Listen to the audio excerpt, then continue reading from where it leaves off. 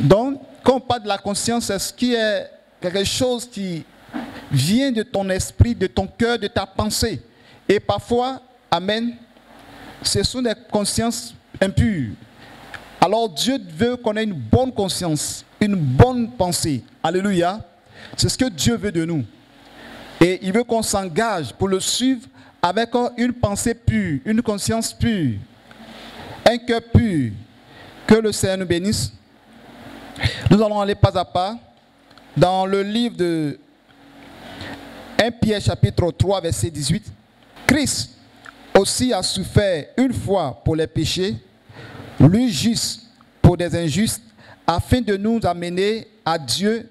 Il a été mis à mort quant à la chair et rendu vivant quant à l'esprit, dans lequel aussi il est allé prêcher aux esprits en prison, qui autrefois avaient été incrédules lorsque la patience de Dieu se prolongeait au jour de Noé, pendant la construction de l'arche, dans laquelle un petit nombre de personnes, c'est-à-dire 8, furent sauvées à travers l'eau.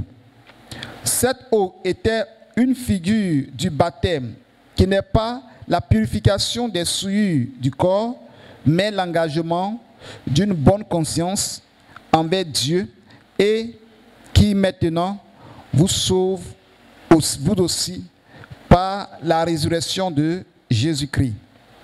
Amen. Ici, on parle de Noé. Au temps de Noé, il y a eu 8 personnes qui ont été sauvées. Amen. Pourquoi ces 8 personnes ont été sauvées? Parce que ces 8 personnes ont eu une bonne conscience. Est-ce que vous comprenez? Leur conscience était pure. Leur conscience était d'accepter ce que Noé disait. Leur conscience était d'agir. Amen. Et qui sont ces 8 personnes? Il y a Noé lui-même qui a été conscient que Dieu est capable de détruire la terre avec l'eau et qui croyait en ça. Et quand il a partagé cette vision à sa femme a cru et ses 3 enfants aussi ont cru et les 3 enfants et leurs femmes ont cru. Donc ça fait au nombre 8 personnes.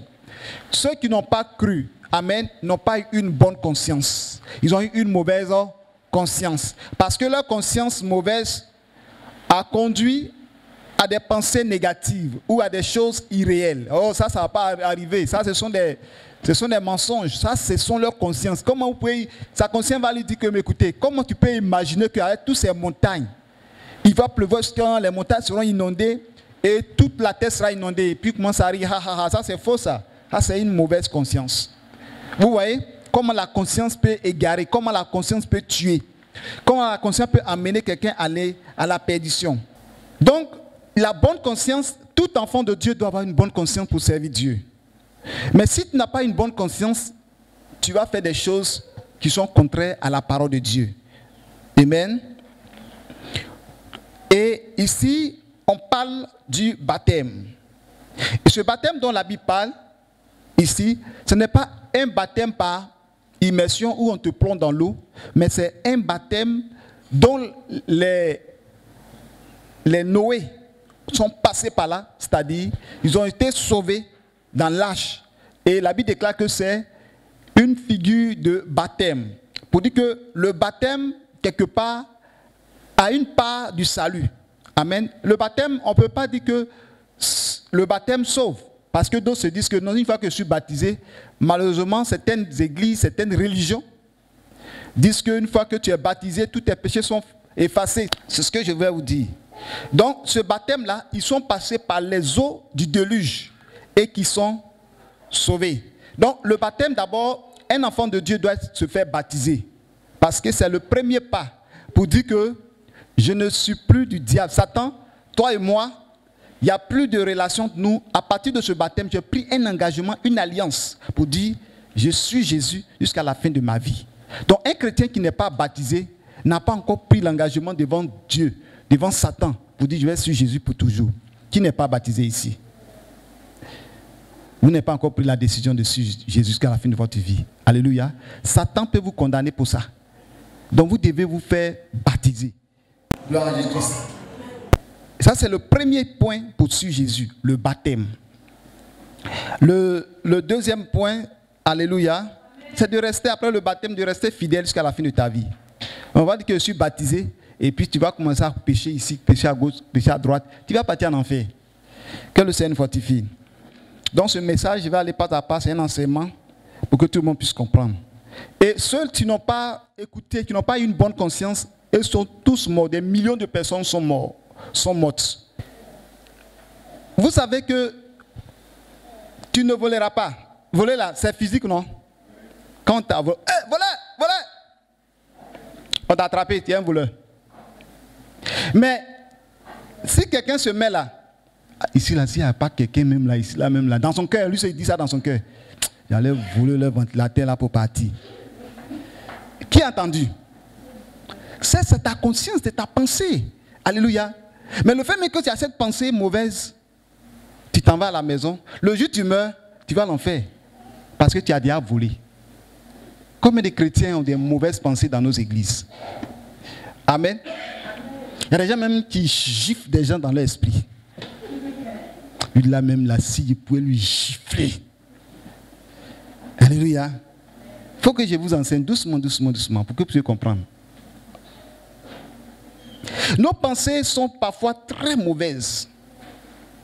C'est pourquoi quand tu es là, que tu sens que tes pensées sont noires, il faut commencer à demander pardon à Dieu de purifier ta pensée, ta conscience. Alléluia. Parce que l'ennemi peut amener ta pensée captive, en prison. Toi, je vous dis, il y a des gens qui n'ont pas de bonnes pensées. Toujours leurs pensées sont mauvaises. Ça nous arrive, nous tous, même des pasteurs que nous sommes. Et quand ça nous arrive, qu'est-ce que tu dois faire pour surmonter? C'est la prière. C'est le sang de Jésus-Christ. Purifie ma pensée. Parmi nous ici, ce n'est pas quelqu'un qui n'a jamais eu de mauvaises pensées. Hein? Amen. Les pensées peuvent venir sur des injures, même souhaiter la mort de quelqu'un. Tu es assis là. Amen. La Bible déclare que le visage d'un homme peut être triste dans le livre de Proverbes, mais son cœur peut être joyeux. Il va au funérailles. Il est là. On dit la pitié, mais dans son cœur là-bas, il dit c'est bien fait. On n'a pas dit il est mort même. Mais quand on regarde son visage, j'ai envie de pleurer. Alléluia. Ce sont des pensées mauvaises. C'est Dieu seul qui connaît nos pensées. Donc si un véritable chrétien, quand il sent des mauvaises pensées en lui, il commence à ranger, à traiter ça dans la prière. Mais il y a des gens qui emmagasinent ça, ils gardent ça, ils gardent ça, ils gardent ça, ils gardent ça. Quand tu gardes les mauvaises pensées, des mauvaises pensées, la jalousie est dans ton cœur, tu gardes bien. Tu entretiens ça, tu mets pour jalousie là, tu mets un foie parfum dessus. Tu entretiens jalousie là, la haine là, ça est dans ton cœur. Toi-même, tu sais bien que tu as la haine dans ton cœur. Mais tu entretiens ça matin, tu dis bonjour la haine. Et puis tu gardes un peu. Tout ce qui est mauvais, tu es en toi, tu gardes seulement. Et puis tu ne cherches pas à te repentir. Vers la fin de l'année et de ta vie, tu vas t'envoler la nuit. Tu vas devenir grand sorcier, grand sorcière. Ta pensée peut t'amener à être sorcier ou sorcière. Parce que tu penses mal des autres. Parce que tout ce que les autres aiment là, tu n'aimes pas. Et puis tu gardes ça dans ton cœur. Mais toi, tu ne sais pas, il faut traiter ça dans la prière. Dieu sait que ce sont les esprits qui font ça. Traite ça dans la prière. Alléluia. Traite ça dans la prière. J'ai écouté un témoignage hier qui m'a frappé. Il y a des personnes qui sont en enfer. Le fait qu'elles ont regardé femme de quelqu'un, elles ont convoité dans leur cœur, dans leur conscience. Ces personnes sont mortes, se sont retrouvées en enfer. Convoiter. Avoir le désir aussi avoir des rapports. Toi, tu te promènes dans la rue et puis tu vois sur des filles, leurs seins, tu vois leurs fesses, et puis toi tu regardes. C'est ta conscience. Et cette conscience-là, ça te condamne. Et puis on banalise. C'est pourquoi, moi, je vais vous donner un secret. Surtout les hommes. Les femmes n'aiment pas convoiter trop les hommes, mais c'est les hommes qui convoitent plus les femmes.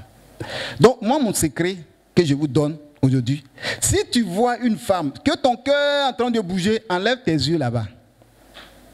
Tes yeux sont montants. Quelqu'un ne peut pas t'empêcher pour dire. Mais si tu veux prendre le temps de regarder en haut, en bas, comment elle fait les démarches, comment elle marche, elle va marcher, ta conscience. Alléluia. J'ai dit ta conscience. Et il y a un homme, dans le témoignage qui m'a frappé, il y a deux messieurs. qui se sont retrouvés en enfer.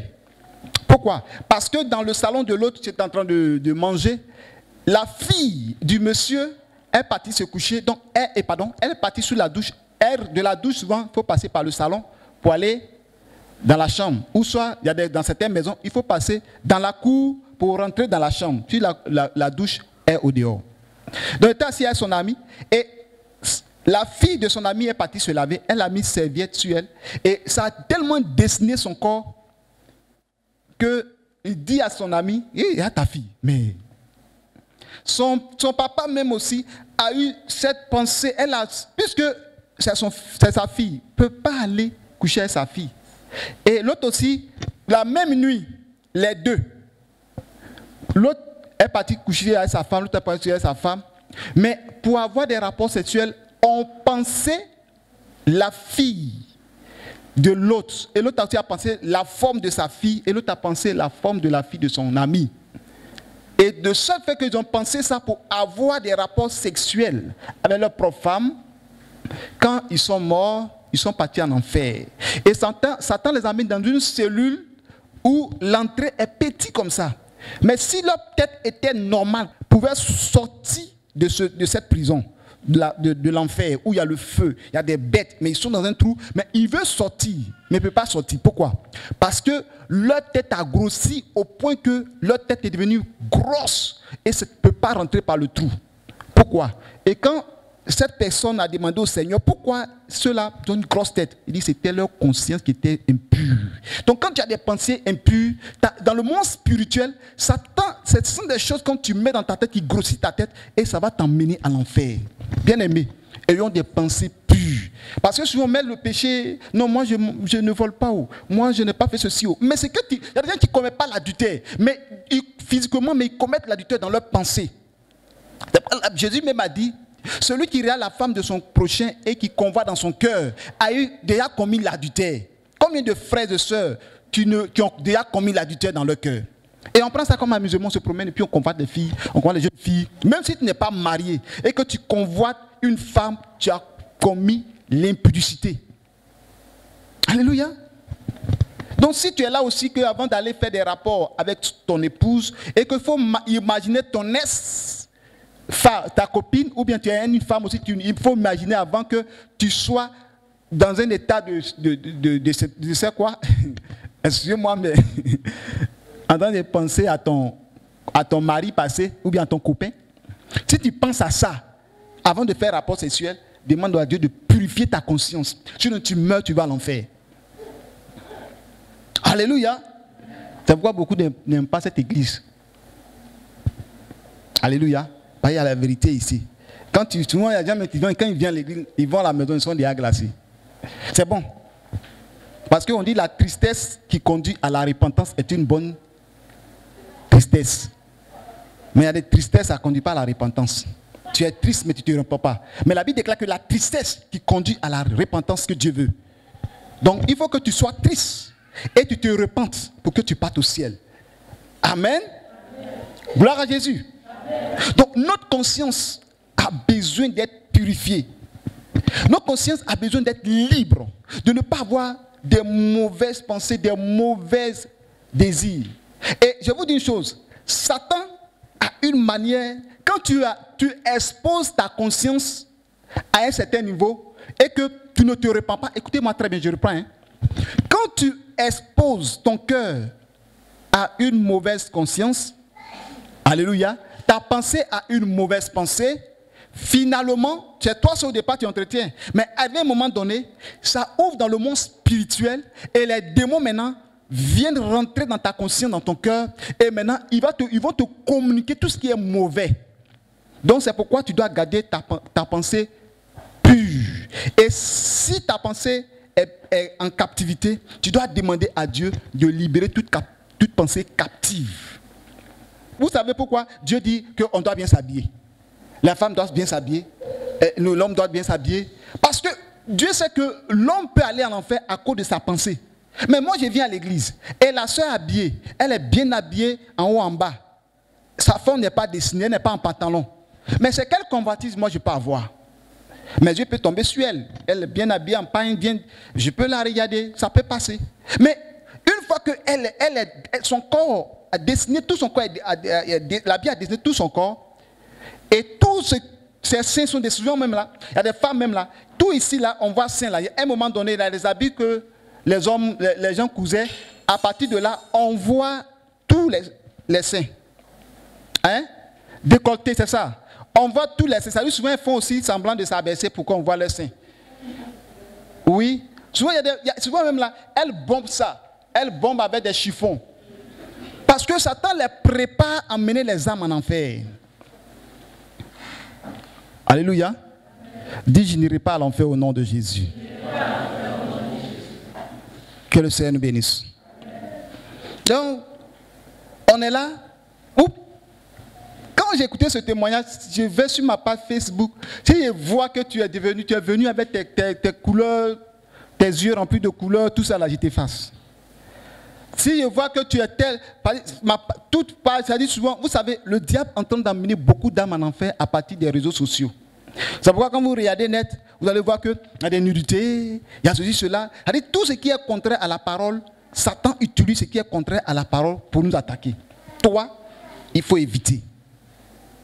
Si tu vois que parmi tes personnes, parmi tes amis sur Facebook, il y a d'autres qui envoient des choses, toujours la nudité, des choses banales, il faut bloquer. Parce qu'il est en train de te conduire à l'enfer. Amen. Il faut bloquer. Alléluia. Bien-aimés, que le Seigneur nous bénisse. Donc, je vais revenir un peu dans le texte. Donc, Noé et ses enfants ont été sauvés par les eaux de baptême. Mais regardez une chose. Le Seigneur Jésus-Christ, ceux qui étaient morts au temps de Noé, ont eu une deuxième grâce. Alléluia. Parce que Jésus-Christ a considéré cette eau qui les a estimés comme une forme de baptême. Mais cette fois-ci, un baptême dont ils sont morts sans Christ. Alléluia. Ils sont morts sans Christ. Un baptême qui sont morts sans Christ. Mais nous, par la grâce de Dieu, sous la grâce, nous mourons avec Jésus et nous ressuscitons avec Jésus. Mais eux, ils sont morts sans Christ. Ils n'ont pas accepté Jésus-Christ. Mais ce qui les a sauvés, c'est qu'avant de mourir, ils ont eu une bonne conscience. Pourquoi? Ils se sont repentis. Je vous dis, c'est la vérité. Les gens qui ils ont entendu la parole. Et l'eau commence à monter. L'eau commence à demander pardon à Dieu. Vous êtes d'accord avec moi? Oh Seigneur, pardonne-moi. Noah, pardon, on n'a pas écouté. Oh, pardonne-nous. Oh Seigneur, pardonne-nous. Ils vont pleurer. Ils vont pleurer dans ça, ils vont mourir. Une repentance qui va conduire à la mort. Par les eaux. Mais après, chose intéressante, quand Christ est venu, quand il est mort, il est redescendu dans le séjour des morts et alors il est parti leur prêcher l'évangile. Et quand Jésus a prêché l'évangile à ceux qui étaient morts au temps de Noé, tous ceux qui ont accepté sont ressuscités avec lui. Amen. Alléluia. Donc ne pensez pas qu'au temps de Noé, les 8 personnes et tous ceux qui sont morts sont partis à l'enfer. Hein. Ils ont été sauvés. Ceux qui l'ont accepté, là, est-ce qu'il ne va pas accepter? Alléluia. Et nous allons lire dans la Bible pour que vous puissiez comprendre. Écoutez, verset 1 Pierre 3, on a déjà lu, mais on va lire encore.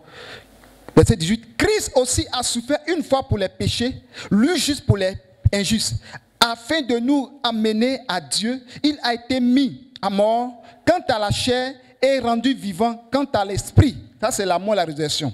Verset 19. Dans lequel aussi, il est allé prêcher aux esprits en prison. Est-ce que vous comprenez? Jésus est parti prêcher aux esprits en prison. Il est parti prêcher ceux qui sont dans le séjour des morts. Que Satan les a retenus dans les prisons. Tous ceux qui ont eu des témoins, qui ont fait l'enfer, nous parlent de ça. Satan, il est tellement mauvais, tellement méchant, que même quand les gens tombent à l'enfer, il les met en prison encore. Amen. Il les emprisonne, il met des chaînes, il met des cadenas à l'enfer encore. Donc, Satan, ces personnes qui sont mortes, Satan les a mis en prison. Et Jésus-Christ est parti, amen, leur prêcher l'évangile. Vous voyez l'amour de Dieu. Mais ce n'est pas notre cas, hein. Sous la grâce. Tu dis non, si il meurt, il va me prêcher là. Tu es mort. Tu vas rester là-bas. Sous la grâce, où Jésus est mort, ressuscité, après la résurrection, nous qui sommes là. Hey, il faut dire que non, au temps de Noé, Et les gens sont morts, il est parti de prêcher. Donc quand je vais partir, il va là-bas leur dire que c'est trop tard. Alléluia. On entend des témoins, le Seigneur est parti au séjour des morts. Il présente, dit, j'ai tout fait. Mais vous n'avez pas voulu accepter, c'est trop tard. Les gens là-bas, Christ est parti leur apporter l'évangile parce qu'ils n'avaient pas l'évangile. À notre temps où il y a la grâce, il ne faut pas te dire que non, si je meurs, je vais pleurer, le Seigneur va me ramener à la vie. Non, hein? Une fois que tu es mort, ils sont un que Dieu fait grâce et qui reviennent encore sur la terre.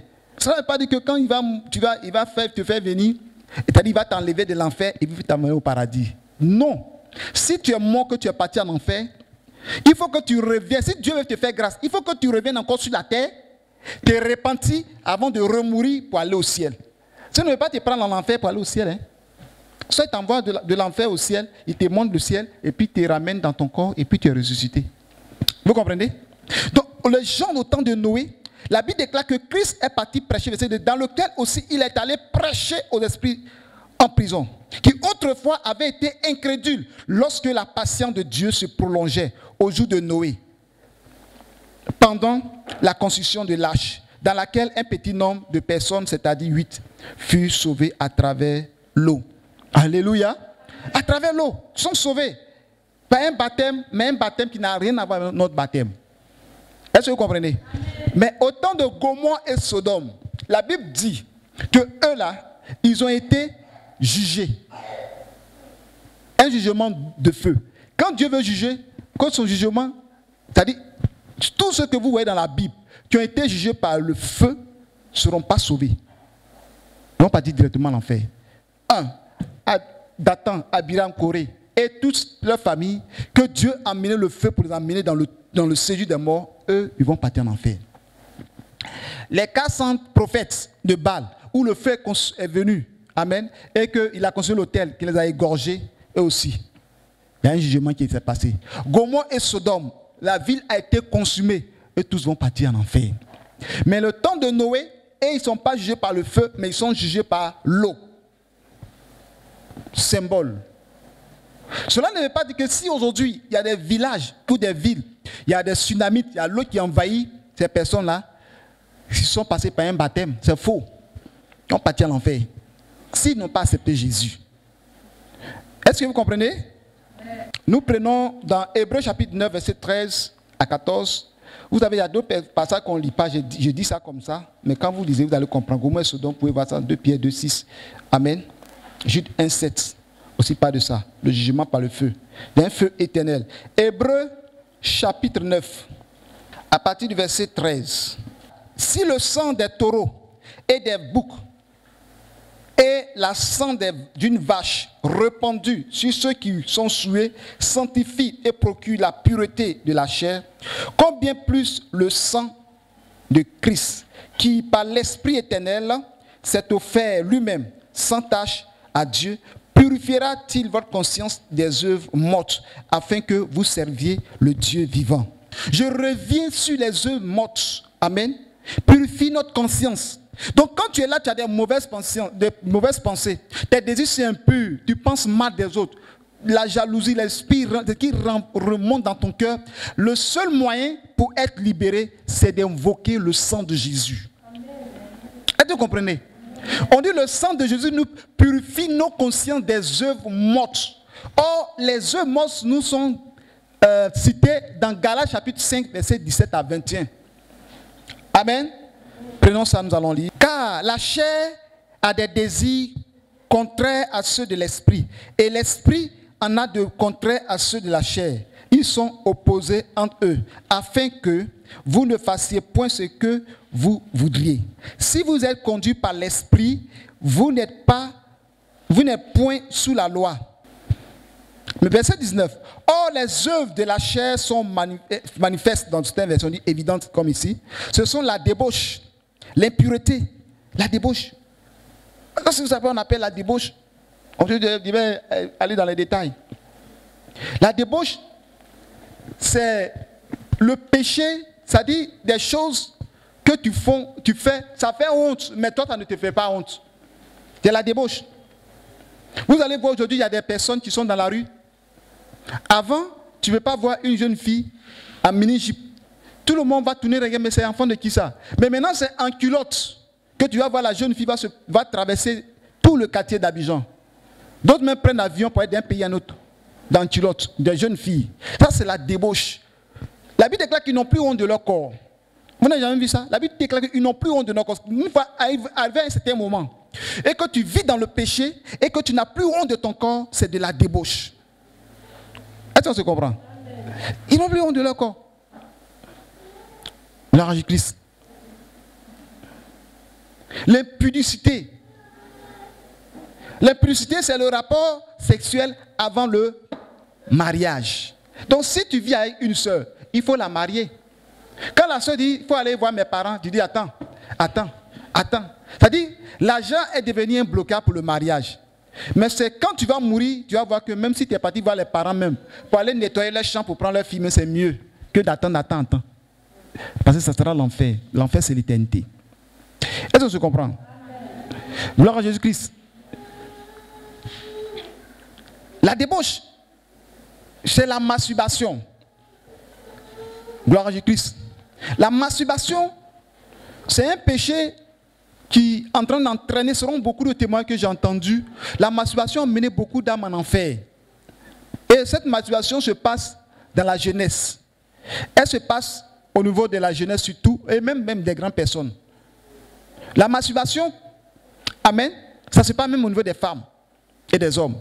Et la masturbation, c'est de la débauche. Et vous savez, quand tu fais ces choses-là, ça agit sur ta conscience. Donc quand la Bible parle des consciences mortes, des œuvres mortes, la conscience morte, c'est quoi? Parce que le péché de la chair agit sur ta conscience. Quand tu as fini de te masturber, après tu te regrettes. Donc automatiquement, c'est ta conscience qui prend le coup de tes actes. Alléluia. La conscience morte, c'est une conscience qui est de l'impureté, on parle de l'impureté. Tout ce qui est impur. Amen. Dans l'Ancien Testament, c'est quand tu touches quelque chose, femme, tu as vu ses menstrues, c'est impur. Tu as mangé un animal qui est déclaré impur, tu es impur. Non. L'impureté, c'est de l'idolâtrie. Quand tu es là, tu adores les fétiches. Quand tu es là, tu n'aimes pas le bien des autres, c'est une impureté. Ah, mais parce que ta conscience n'est pas pure. Alléluia. Il y en a tellement que je ne vais pas tous citer. Le dérèglement, ça dit, les gens ont la loi, ça dit, le règlement, la règle qu'on a mis, ils ne marchent pas dessus, ils marchent selon leur propre désir. L'idolâtrie, la magie, ça c'est la sorcellerie, la rivalité, la concurrence, et ça se trouve dans nos églises, dans nos vies. On fait la rivalité, on veut faire la concurrence, tu vois, dans le ministère, on veut faire la concurrence, on veut faire la rivalité. Vous voyez? Vous savez que les œuvres de la chair dominent l'église, je vous dis la vérité. Une église qui est remplie du Saint-Esprit ne peut pas être dominée par les œuvres de la chair. Et sa conscience est toujours pure. Alléluia. Et nous continuons en disant aussi que les jalousies, comme vous le savez tous, la jalousie est un esprit très méchant qui attaque les cœurs, attaque l'esprit, la pensée. Donc quand tu vois ces choses, il y a deux niveaux. Quand tu combats, tu demandes à Dieu de purifier, amen, ton esprit de la jalousie, de l'esprit de l'impureté, de tout ce qui est des œuvres de la charnelle, de la chair, des œuvres mortes, et que tu n'arrives pas à te débarrasser, c'est que quelque part, tu dois rentrer à une autre étape, qu'on appelle l'étape de la délivrance. Parce que là, ta conscience est captive. Je vais vous donner un passage, Hébreux 4, versets 12 à 13. Positionnez sans valide. Les animosités, les disputes, les divisions, les sectes, l'envie, l'ivrairie, les essais de table. Amen. Ce côté-là, je vais toucher un peu. L'essai de table, c'est quoi? C'est les gens qui mangent, qui ne veulent pas. Allez, souvent même là, ils sont jamais rassasiés. C'est un péché. Vous voyez, les gens qui font essai de table. Quand tu allais dans un maquis, sur la table, pour montrer qu'ils ont l'argent, ils ont plusieurs bouteilles. Il faut essayer de table. On va aller dans le maquis, tu vas prendre une bouteille, tu dis non, moi je ne vais pas faire essayer de table. Une bière, tu vas aller en enfer. Moi je parle, il y a des gens qui font essayer de table dans le péché. Il a dit dans le péché, il faut un set d'étapes. Où il n'y a pas péché, il faut un set d'étapes. C'est ça qu'il parle. Donc quand vous mangez, que tu vois que tu es gourmand ou gourmand, tu rentres dans le péché. Alléluia.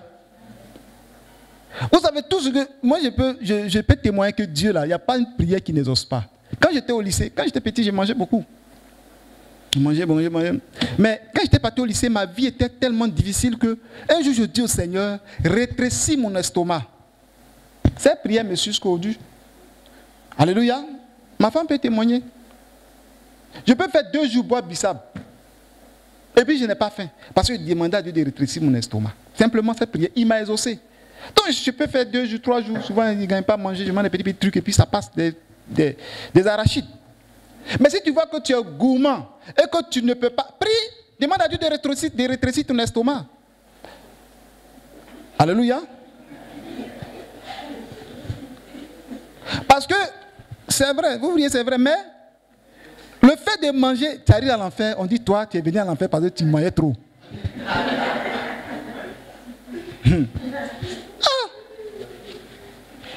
Et puis tu as, non, c'est vrai, manger trop parce qu'il y avait faim. On dit, bon, regarde ici, les essais de table, on ne peut pas venir au paradis. Vous comprenez?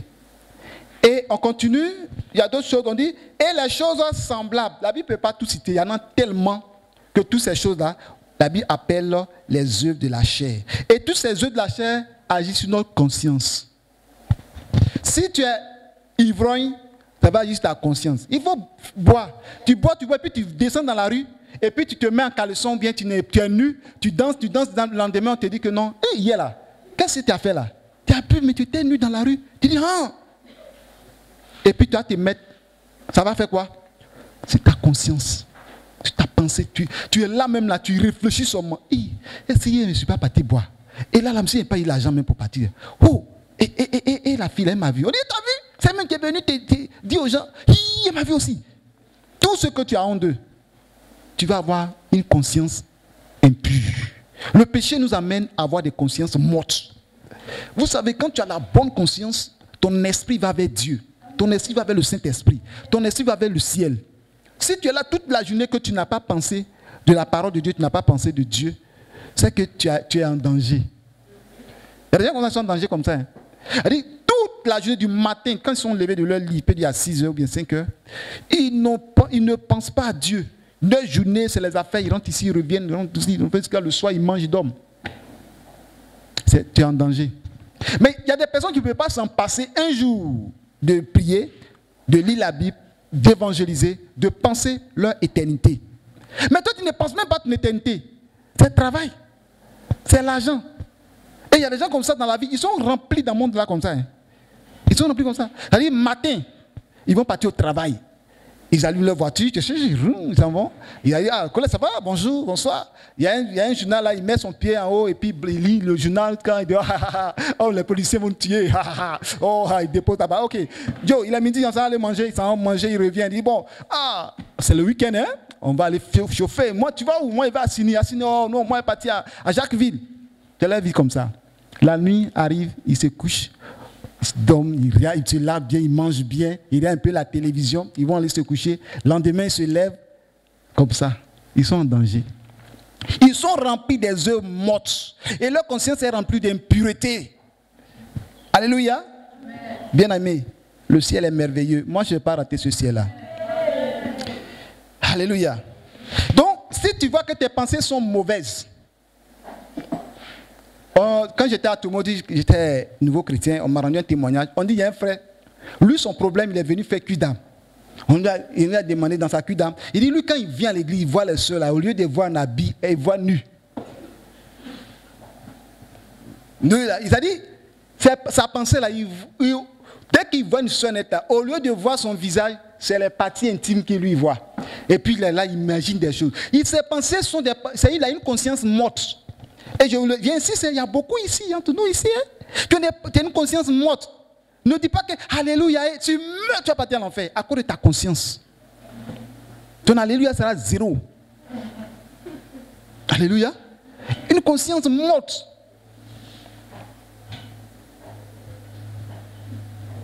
Alléluia. C'est un message qui touche tout le monde. Quand tu as fini là, tu mets ta main comme ça. Seigneur, purifie ma conscience. Que ma conscience soit purifiée par le sang de Jésus. Toutefois que tu es là et que tu sens une mauvaise pensée dans ta tête, il faut rejeter ça. Mais quand tu acceptes, au départ, c'est une pensée qui vient à toi. Après, les démons vont s'ajouter. Il y a un démon qui va d'abord te parler en esprit. Il faut penser comme ça. Il faut voler lui, monsieur là. Il faut prendre ça.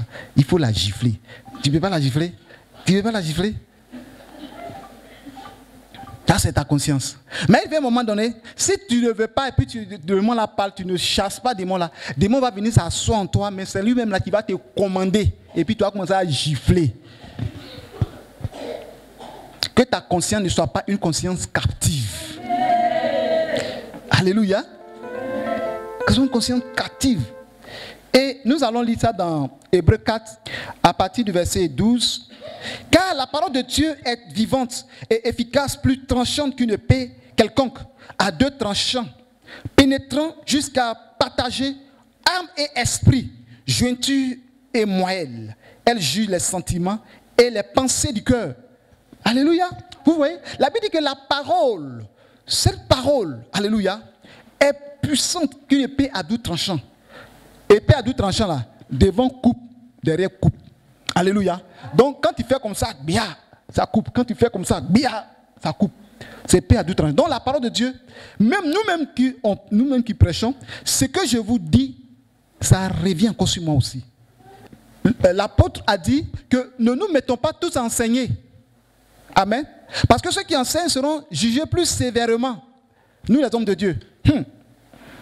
Quand on prie, on dit Amen, Amen.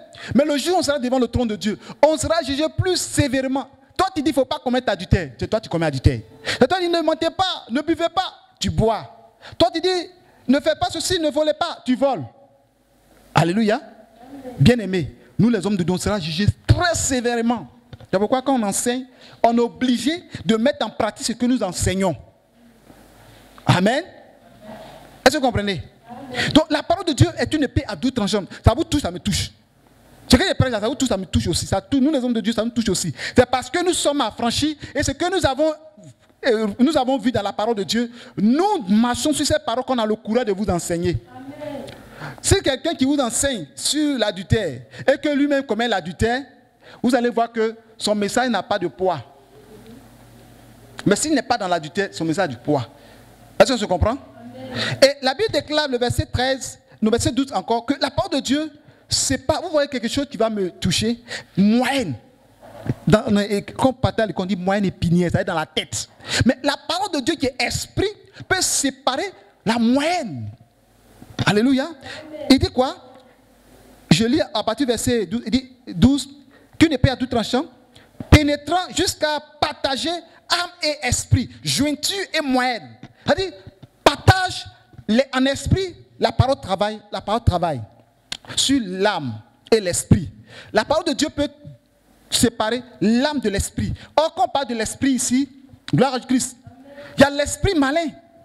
Si un mauvais esprit s'est attaché à ton âme, la parole de Dieu peut séparer cet esprit-là. Est-ce que vous comprenez? Amen. Et si un mauvais esprit est attaché à ta pensée, à ta conscience, la parole de Dieu peut séparer. Il dit partageant moelle, jointure et moelle. Quand on parle de moelle épinière, ce sont des choses qui sont collées dans la tête. Mais la parole de Dieu peut séparer ça. Ce qui est lié à ton esprit, la parole de Dieu peut séparer.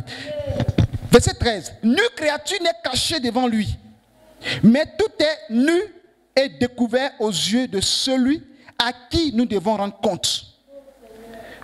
Alléluia. 2 Corinthiens 10, à partir du verset 3. Si nous marchons dans la chair, nous ne combattons pas selon la chair. Amen. Mais la Bible déclare que quand nous marchons dans la chair et que nous prions, nous ne combattons pas dans la chair. Quand tu dis je mets le feu, est-ce que tu vois démon et puis tu mets le feu sur démon là? Quand tu dis je prends autorité au nom de Jésus-Christ, toute arme forgée contre moi sera sans effet. C'est pourquoi je chasse les esprits. Tu ne vois pas, hein? Ça c'est la chair qui combat. Mais nous ne combattons pas dans la chair, mais dans l'esprit. Amen. Donc c'est quand tu dis, mon frère, il y a effet. Amen. Alléluia. Donc Corinthiens chapitre 10, verset 3. Verset 4. Car les armes avec lesquelles nous combattons ne sont pas charnelles, mais elles sont puissantes par la vertu de Dieu pour renverser des forteresses. Le diable, quand il veut nous attaquer, il nous attaque par des forteresses. Il nous attaque par des choses fortes. Les démons là, ils font peur. Je vais démontrer un peu, je vais enseigner ici. Je vais vous dire une chose. Sur nous les chrétiens, oui, Satan, tu es vaincu. Tu es vaincu. Je prends autorité. Si Satan n'était pas puissant, là, tout le monde entier va partir au ciel. Alléluia. Il est aussi puissant. Hein? La Bible même pas de sa puissance. Satan est puissant. Regardez. Jésus, Satan l'a affronté. C'est parce que Jésus-Christ ne peut pas l'anéantir. Mais tellement qu'il a posé, il est puissant, il a posé certains fondements. Jésus ne peut pas sauver le monde entier en un coup pour dire venez tous rentrer dans mon royaume. Il a posé, Satan a, c'est-à-dire, il affronte Dieu par sa parole. Quand il est tombé sur la terre, tout le monde, personne ne peut aller là-bas, dessus. Mais Satan a une puissance. Et il y a des âmes qui vont partir en enfer, qui vont le suivre. Alléluia. Il faut comprendre que Satan, son armée là, ce n'est pas des petites armées. On est là et puis je mets le feu, je chante. Bien aimé, 2020 là, il faut qu'on se lève dans la prière, dans le jeûne, dans la consécration. Parce que le diable là, il ne joue pas à nous. J'ai écouté un témoignage où les démons disent que c'est vous les chrétiens qui dormez. Nous on ne dort pas. Démons. Il dit c'est vous qui dormez, nous on ne dort pas. Il dit, les démons travaillent 24 heures sur 24 heures. Ils n'ont aucun repos parce qu'un démon qui se repose, Satan le condamne dans le feu. Donc eux là-bas, là, il y a des démons qui sont dans le feu qui les a condamnés. Il y a d'autres ils ont la liberté. Tu sais, venir sur la terre, se promener un peu partout, faire du mal. Mais si tu as enfreint à la loi de Satan, il te condamne. Donc tous les démons ont peur du diable. Donc depuis la fondation du monde, Adam et Ève, ce qu'il a gâté là-bas, là, Jésus est venu réparer. Mais on ne peut pas s'asseoir, que comme Jésus a déjà réparé, il est mort de ressuscité. Bon, on attend le retour de Jésus. Jésus est mort sur la croix pour nous. Il nous a montré le chemin de le combattre. Sinon, si Satan était facile, Jésus est mort, puis c'est fini. Les gars, dormez bien, mangez bien, c'est fini. J'ai déjà mené le combat. Il dit continuez. Continuez le combat. Continuez parce que le diable est le maître de ce monde. La Bible parle qu'il est le prince de ce monde. Jésus a dit mon royaume n'est pas sur cette terre. Donc, la terre appartient à qui? Au diable. C'est Dieu qui a créé, mais Satan a pris, il dit c'est pour moi. Donc Jésus est venu nous racheter. Quoi qu'il nous a racheté par son sang, nous devons continuer de prier. On dit les armes avec lesquelles nous combattons ne sont pas charnelles. Nous ne prenons pas couteau. Nous ne prenons pas chicotte. Souvent dans certaines délivrances, on prend balai pour frapper les démons. La Bible parle des forteresses. Forteresses, quand on parle de forteresses là, ce sont des murailles. C'est-à-dire, il y a des démons qui peuvent atteindre 10 mètres. Démons. Il y a des démons serpents qui peuvent atteindre 20 mètres, serpents géants. Largeur, ça peut atteindre soit 20 mètres, 10 mètres. C'est-à-dire, il y a des serpents dans le monde spirituel qui peuvent avaler un bâtiment. Les léviathans, quand la Bible parle, peuvent avaler un bateau. Où est le gros bateau là? Peuvent avaler. Ce sont des géants, les monstres. Et ces âmes-là sont pas. On vient, et vous savez les chrétiens, j'aimais les faits, j'aimais les faits. Il y a des combats et il y a des combats. Il y a des niveaux dans le combat spirituel. C'est pourquoi souvent il y a des combats là. Il ne faut pas mettre tout le monde dedans. Parce que si tu veux prier avec ces personnes-là, tu te crées des problèmes. Gloire à Jésus-Christ. Satan est plus organisé que nous, nos églises maintenant. Satan est très organisé, très hiérarchisé. Est-ce que vous comprenez? Dans le monde spirituel, Satan est assis comme le roi des ténèbres, prince de l'air. Et il a autour de lui des dominations, des principautés, c'est-à-dire les archanges qui ont perdu leur place. Quand vous voyez le Baphomet comme ça, c'était un archange. Baphomet que les démons, les gens adorent, qui font leur corne comme ça là. Et puis souvent, vous voyez un démon qu'on dessine assis, tête de bœuf, ou bien c'est pas c'est chèvre, avec des cornes, mais en même temps c'est un homme. C'est un archange. Il était un archange. Parce que quand vous lisez la Bible devant le trône de Dieu, il y a des 4 êtres vivants qui ont d'autres en face de l'homme, d'autres en face d'animaux. Et ces êtres-là, Satan a eu à prendre aussi dedans.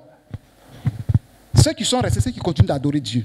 Donc s'il a pris ces êtres démoniaques, et qui n'étaient pas démoniaques au départ, et qu'ils envoyaient, ils ont la puissance. Et vous savez qu'un démon peut susciter, à un esprit, un archange déchu, peut à lui seul, peut détruire un pays. Pas des tons. Mais la présence d'un enfant de Dieu à sa prière peut tout calmer. Un enfant même le plus petit, par la foi. Mais les âmes avec lesquelles nous combattons ne sont pas charnelles, elles sont spirituelles pour renverser les forteresses. Donc les sorciers travaillent avec les démons. Donc il y a les démons les plus petits, il y a les moins grands, les dominations, les principautés. Parce que dans le monde spirituel, les démons sont hiérarchisés. Après Satan, il y a ceux qui gouvernent la mer. Amen. Il y a ceux qui gouvernent le deuxième ciel, la reine du ciel. Amen. On appelle la reine de la colle, la reine du ciel. Quand vous écoutez les témoignages des mystiques convertis, ils détaillent ça.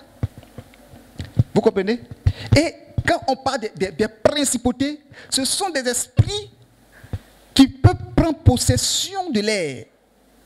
Vous savez qu'il y a certains pays, souvent il y a la sécheresse. Les esprits peuvent bloquer la pluie. Les esprits peuvent bloquer l'atmosphère, fermer le ciel sur un pays. Je vous dis, une fois enseigné ici, les gens pensaient que ceux qui n'ont pas compris le message pensent que ce que dit c'est faux. Il y a des démons. Sinon, il y a des anges au ciel qui ne peuvent pas combattre avec Satan. Alléluia.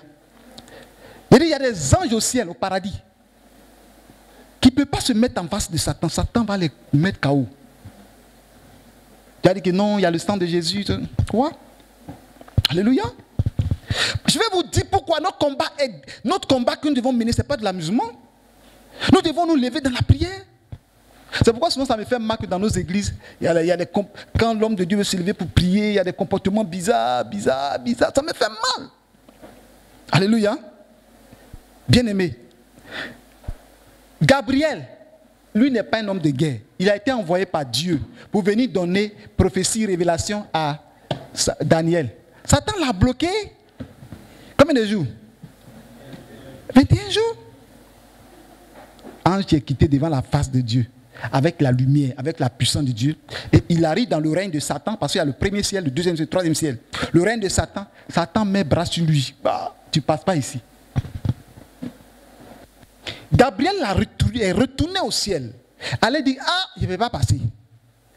Et maintenant, Gabriel, c'est là le Seigneur lui dit, bon, Michel, va avec ton armée et combat pour que Gabriel parte. Et c'est là, Gabriel est venu maintenant, il est retourné parce qu'il a fait demi-tour. Si Gabriel avait le pouvoir de vaincre Satan lui seul là, il allait vaincre pour descendre. Mais il n'a pas pu. Il est reparti au ciel, allait faire alerte pour dire que je ne peux pas. Ils ont dépêché Michel. Et quand Michel est venu, pendant le combat, c'est là pendant Michel est venu, c'est là que Gabriel a éclipsé. C'est éclipsé, c'est-à-dire dans le combat, et puis il est rentré. Et il est venu sur la terre. Et quand il est venu sur la terre, quand il a fini de livrer le message pour dire que bon, je m'en vais. Mais Michel, votre chef, il est encore en combat. C'est-à-dire, quand il est venu parler là, ils étaient toujours en combat là-bas, ça combattait là-bas. Que je m'en vais combattre, moi aussi. Combattre là. Il n'a pas dit que je m'en vais passer. S'il ne va pas combattre, il ne peut pas passer pour aller au ciel, il est resté sur la terre. Souvent on dit les gens, priez, chassez les démons.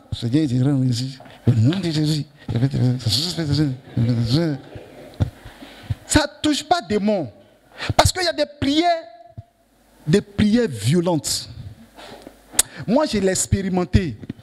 Il y a des moments, tu pries, toi-même, tu sais que tu es en train de prier. Tu sens que quelque chose est en train de passer. C'est-à-dire que si Dieu pouvait ouvrir tes yeux pour voir, ta prière est en train de monter comme une puissance au ciel. Un feu, une puissance pas possible. Il y a des prières que tu es en train de faire, Satan même il voit. Parce que vous voyez, le ciel, le deuxième ciel, je vous montre comme quelque chose, le ciel c'est comme ça, même le troisième ciel, il faut sortir, parce que dans mon enlèvement que le Seigneur m'a montré, j'ai vu ça, c'est-à-dire on quitte la terre, et puis dès qu'on arrive là-bas, il y a une porte, tu rentres, et puis tu rentres au ciel. Et tu as 8 ans, le Seigneur m'a montré ça. Et Satan, lui, il a pris le deuxième ciel, c'est là qu'il s'est établi. Donc, toi, ta prière doit passer dans son royaume pour passer. C'est comme une frontière. Satan est à la frontière du troisième ciel et du premier ciel. Or, le premier ciel, l'œil physique voit. Le deuxième ciel, l'œil physique ne peut pas voir. Donc, il est à la frontière. Donc, il faut passer par là pour entrer. Toute ta prière arrive. Quand il va venir à la table, tu pars. Tu es en train de prier. Je comprends même pas. Il voit que ça sort pour te dépasser comme ça. Il fait pas. Ça sort. Depuis tu pries, ta prière n'est pas exaucée. Mais il y a des prières. Quand tu cries à l'Éternel, tu es en jeûne, tu pries. Ouh. Satan même l'a fait. Il veut ça monte, il ne va pas. Il fait fion, fion. Les pieds là passent comme ça. Fion, fion, fion. Tes anges, ils montent en vitesse. À tes sujets. Fion, fion, fion, fion. C'est comme ça nos prières doivent être. Amen. Quand tu pries, tu en jeûne, tu pries, tu déclares. Je vous assure, il y a des situations que nous prenons à cœur et que nous prions avec ferveur. Ça va monter, ça va déchirer le ciel. Ça va partir au ciel. Mais les prières, si ta prière n'est pas une prière efficace, ça ne peut pas atteindre les murailles de Satan. On continue. Le verset 5. Nous renversons les raisonnements et toute hauteur qui s'élève contre la connaissance de Dieu. Et nous amenons toute pensée captive à l'obéissance de Christ. Alléluia. Les pensées captives. Vous comprenez les pensées captives? Alléluia. C'est ce que je vous ai expliqué qu'au départ, c'est toi-même tu gérais. Mais quand il vient un moment donné que Satan se met dans tes pensées et que les démons se mettent dans tes pensées deviennent des pensées captives. Tu ne peux pas t'en défaire. Maintenant, tu ne veux pas penser mal ou tu penses mal. Tu ne veux pas mal agir ou tu agis mal. Tu n'as pas envie de faire jalousie ou tu fais jalousie. Tu n'as pas envie d'insulter ou tu insultes. Et ta pensée devient une pensée captive. Mais la parole de Dieu peut libérer cette pensée captive. C'est pourquoi il dit les armes avec lesquelles nous combattons ne sont pas charnelles, mais elles sont spirituelles par la vertu de Dieu pour renverser les forteresses. Et nous renverserons tout raisonnement qui s'élève en hauteur, alléluia, qui tient la vérité captive. Ta conscience est captive de mauvais esprits, de mauvaises pensées.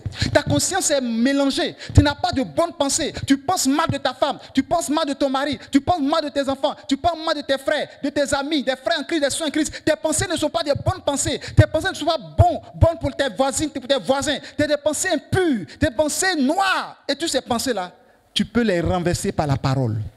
Tes pensées captives, tu dois faire sortir ta pensée captive de la forteresse du diable. Est-ce que quelqu'un comprend le message? Il faudrait que nous ayons de bonnes pensées. Ça, c'est un message pour tout le monde. Quand tu vas sortir ici, sache que si tu as mauvaise pensée, tu vas partir en enfer. Si tu es ici là seul, dans ta maison, et que tu es en train de penser mal, dis-toi que l'ennemi est en train de prendre autorité sur ta pensée. Si quelqu'un qui a l'Esprit de Dieu, lorsqu'il pêche, reconnaît qu'il a péché. Ceux qui n'ont pas l'Esprit de Dieu, quand ils pêchent, ça ne leur dit rien. Un chrétien qui pêche, qui est un véritable chrétien, quand il commence à pécher, il y a sa conscience qui lui dit ce que tu fais n'est pas bon. Alléluia. Il y a ta conscience aussi, ce que tu fais, tu es bien. Ta conscience t'encourage pour dire ce que tu fais, c'est bien. Dieu aime ce que tu es en train de faire. Donc si tu reconnais qu'en toi, il y a le bien et le mal, tu peux discerner le bien et le mal. Toutefois que le mal vient en toi, combat le mal. Chasse le mal de ton esprit, de ta pensée. Demande à Dieu de te donner de très bonnes pensées. Tes pensées pures. Car le Seigneur avait une bonne pensée.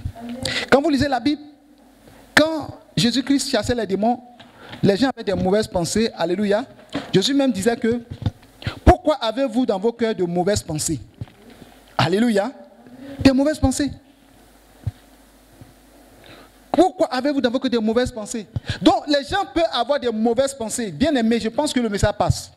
Il ne faut pas se mettre à l'image de dire que non, moi je vais à l'église, je ne bois pas, je fume pas, je ne cherche pas femme de quelqu'un. En tout cas, quand on dit d'aller à l'église, je vais à l'église. En tout cas, moi, je n'ai pas de problème avec quelqu'un. Mais tu te retrouves à l'enfer. Et on m'a dit que non, un jour tu étais assis là et tu pensais mal des gens. Un jour tu étais assis là, tu avais des mauvaises pensées, des pensées de convoitise, des pensées de mort. Même si tu as des... Regarde une chose, si tu penses que tu veux te tuer parce que la vie là, tu en as marre de la vie, c'est une mauvaise pensée. C'est une pensée impure. Celui qui se suicide, qui se pend, ou tu prends un médicament pour se tuer, il va aller à l'enfer parce que tu es un meurtrier. C'est pas parce qu'on tue quelqu'un d'autre qu'on t'appelle meurtrier. Mais si toi-même tu te tues, tu es un meurtrier aussi. Parce que celui qui est meurtrier, c'est celui qui tue. Donc si tu tues la créature de Dieu, puisque ce n'est pas toi-même qui t'es créé, que c'est Dieu qui t'a créé, que tu te tues, c'est que tu as détruit la créature de Dieu. Donc tu vas aller en enfer pour ça. C'est pourquoi tous ceux qui se suivent vont partir en enfer. Alléluia. Ne dis pas que tu as trop de problèmes dans ma vie, tout est difficile, vraiment, la mort vaut mieux. Satan, ta pensée négative va t'amener à la mort. La pensée de Satan va te dire que la vie, toi-même là, tu fais pitié. Il faut mourir. La mort vaut mieux. Et puis c'est tout. Et puis toi aussi, tu prends un médicament, puis tu as te suicidé. Tu vas partir, Anna. Dis ma pensée soit pure. Mon cœur soit pur. Tout ça, ça sort du cœur. Hein. Gloire à Christ. Nous lisons Philippiens chapitre 4, verset 7. Et la paix de Dieu qui surpasse toute intelligence, verset 7, gardera vos cœurs et vos pensées en Jésus. Alléluia. Donc quand vous priez, demandez à Dieu de garder vos pensées et vos cœurs en Jésus. Donc ne laisse pas un esprit garder ton cœur. Ne laisse pas toi-même ta chair garder ton cœur. Ne laisse pas toi-même ta pensée garder ton cœur, te dominer. Demande à Jésus de garder ton cœur et ta pensée. Verset 8. Au reste, frère, que tout ce qui est vrai, tout ce qui est honorable, tout ce qui est juste, tout ce qui est pur, tout ce qui est aimable, tout ce qui mérite l'approbation, ce qui est vertueux et digne de louange, soit logé de vos pensées. Est-ce que vous comprenez là? Amen. Tout ce qui est bon, juste, alléluia. Il dit tout ce qui est vrai dans ta vie, là, dans ta pensée, il faut des choses vraies. S'il y a des choses mensongères dans ta vie, ta pensée, Dieu n'aime pas. Tout ce qui honore le Seigneur, tout ce qui est juste dans ta vie, tout ce qui est aimable, approuvé par Dieu, tout ce qui mérite l'approbation, c'est-à-dire ce qui est Dieu approuve, les vertus des bonnes choses, doit être digne de louange, doit loger de vos pensées. Alléluia. C'est pourquoi le Seigneur veut qu'on loue Dieu. On chante, on glorifie son nom. Alléluia. Et quand le glorifiant, ta pensée s'allie à l'Esprit de Dieu. C'est pourquoi la louange est bonne. La louange est bonne. L'adoration est bonne. Et quand tu le fais, ça entretient ta pensée. Amen. Alléluia. C'est pourquoi Dieu a fait tout cela. Il faut louer Dieu. Vous voyez que quelqu'un qui est en train de chanter, louer, c'est difficile d'avoir d'autres pensées. Si tu l'es plongé dans la louange, il est plongé dans l'adoration, il est en train de chanter, son esprit est connecté sur la louange, sur ce qui est bon, ce qui est vrai. Alléluia. La Bible déclare que toutes ces choses-là doivent être logées de nos pensées. Qu'est-ce qui est logé de ta pensée? Ce qui est vrai, ce qui est juste, ce qui est honorable, ce qui est aimable, ce qui est vertueux, doit être logé de ta pensée. Bien-aimé, à partir de ce message, ayons de bonnes pensées. Ayons des pensées pures, des pensées honnêtes. Si tu es là que tu penses mal, même vous savez, les mauvaises pensées viennent souvent quand tu es seul. Je suis assis là, et puis il y a des pensées qui viennent. Moi, quand j'étais petit, il y avait quelque chose que j'ai fait, mais le Seigneur m'a délivré. Tellement les gens, mon oncle m'avait fatigué, les gens me faisaient trop du mal. Et j'avais ouvert un cahier. Le jour où on m'a insulté, j'ai écrit, on m'a insulté. Le jour où il m'a poursuivi, il a enlevé ce fusil contre moi. J'ai tout écrit. Écrit. Et il y a des moments que ça vient, il m'a pris un cahier là. Et puis j'ai fait pitié comme ça. C'est moi-même qui me vois pitié, hein, mais Dieu ne me voit pas pitié. Parce que le démon de pitié, charnel, démoniaque, était venu m'habiter. Et puis, mon homme m'a poursuivi. Il ne m'aime pas. Il a pris fusil contre moi. Je ne m'aime pas. Et puis je pleure. Et puis je fais pitié.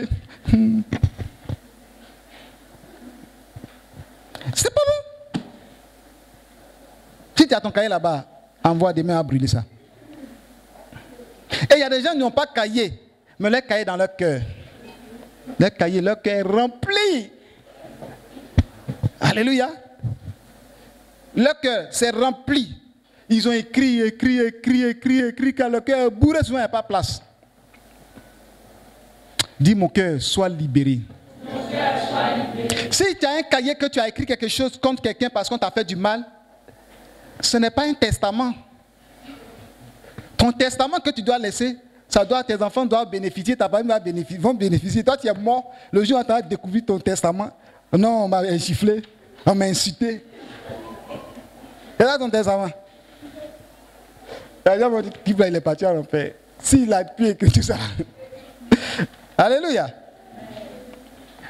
Dis mon testament, c'est pour donner, pour sauver des personnes.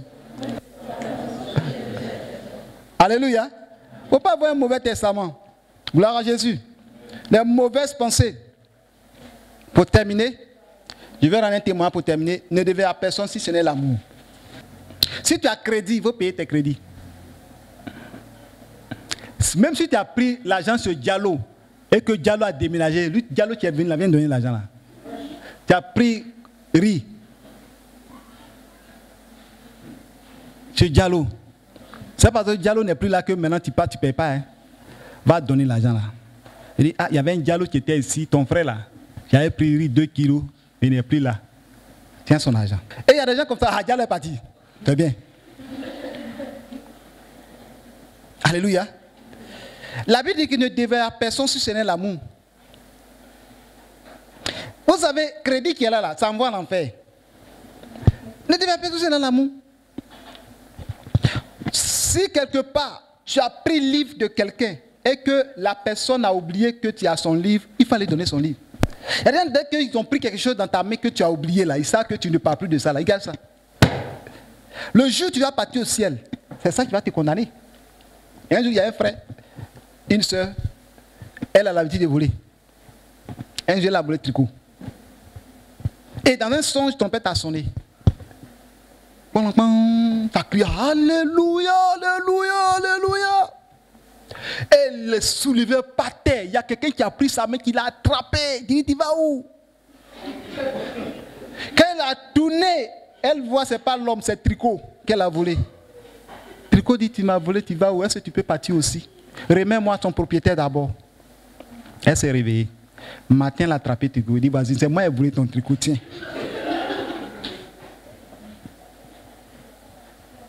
Alléluia.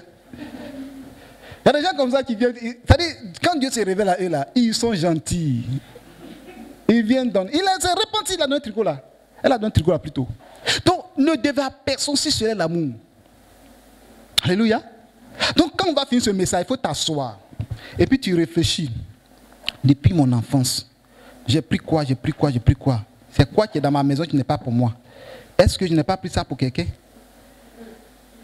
Au moins, il parle comme ça. Là. Le Saint-Esprit t'a montré pour toi. Qui Dieu a montré pour lui tout à l'heure? Là, tu as dit que tu es courageux. Amen.